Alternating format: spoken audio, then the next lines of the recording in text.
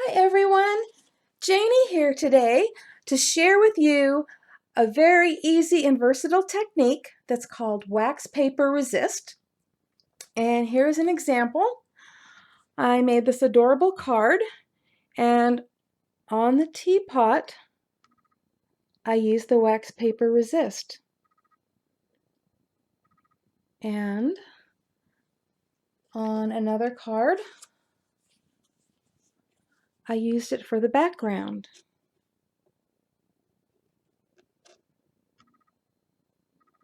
But I'm going to share more about the different things you can do with that in a minute. But first, let's talk about the supplies.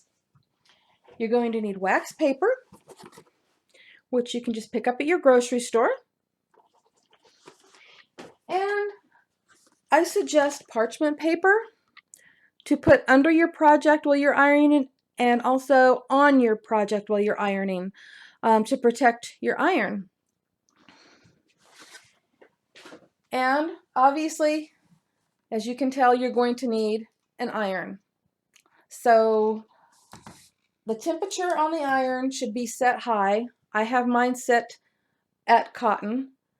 And make sure that your iron has a chance to get really hot before you start this project. The next thing you're going to need is either regular cardstock or glossy cardstock, or both, which is what I'm using today, because I'm going to show you how to do two pieces at once. But you can do one at a time if you would like.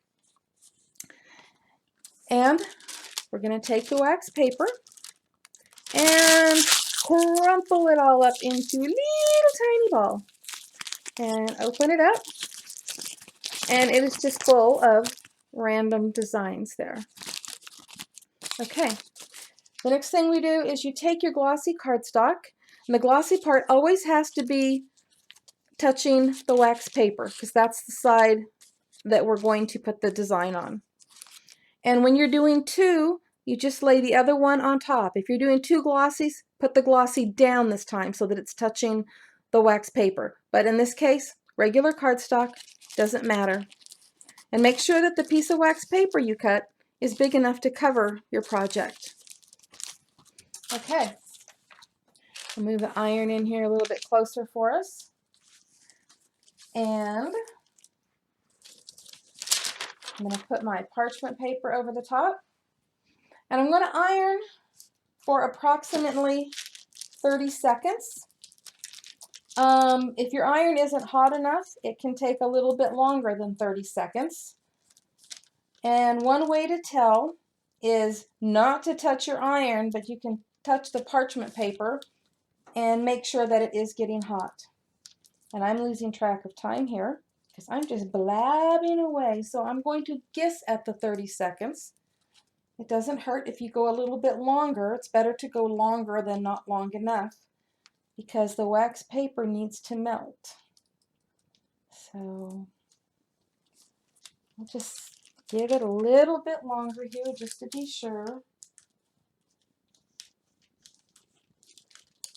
Yeah, I would sing to you guys while it's quiet, but you would just turn the volume down.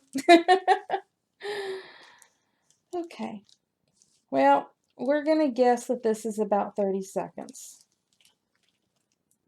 Okay. And one way to tell if it is melting is the wax paper gets shiny. But it looks good to me, so we're going to call it good. Now, make sure that when you do this, you flip the cardstock over so that the wax papered part is facing up because you actually can't see it. You can see it better on the glossy. So I'll see if I can hold that up there. Nope, I have too many lights on my ceiling. Yeah, tons of lights on my ceiling. But we're going to set that down right there. I'll move this back out of the way. You can color on these, put the color on it with alcohol ink, distress ink, gelatos. Gelatos work on the regular cardstock, and alcohol ink obviously on the glossy. And in this instance, I'm going to be using distress ink in Dusty Concord. Got my little sponge applicator here. And you just start rubbing it on. It's coming out gorgeous. Let me just show you right now what I've just got started so that you can see. It's like magic. And it makes such beautiful backgrounds, whether you're going to use it for a background for your card, or whether you want to do this to a butterfly or flowers, or cut butterflies or flowers or anything you want out of this. It's just very versatile. Here we go. Oh, my lights are not helping at all. That really is a pretty color purple, but it looks a little dark. Okay, so that's one. Now I'm going to do the other one with gelatos. I don't know how many of you have gelatos. They were really popular a while back. Yeah, those lights are just getting in the way. Anyways, they were really popular a while back. And they are really fun to use. So I'm just going to get it out here where you can see it. Scribble it on there. If you've used gelatos, you know that's what you do. You just scribble it on. They're not crayons, so they work a little bit differently. And I'm kind of blending a few colors together here. Maybe possibly a, what do you call that? An ombre effect? But we'll see. All right, now let me grab my baby wipe here and we'll start wiping away on that. Uh-oh, I'm having to spray my baby wipe. It dried out a little bit, sorry. Okay, so let's start wiping away here.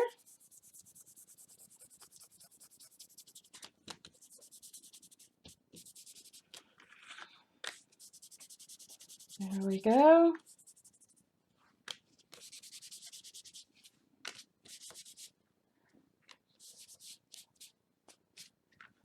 I don't know if you're going to be able to see this really good because part of it is not showing up as well as I would like it to.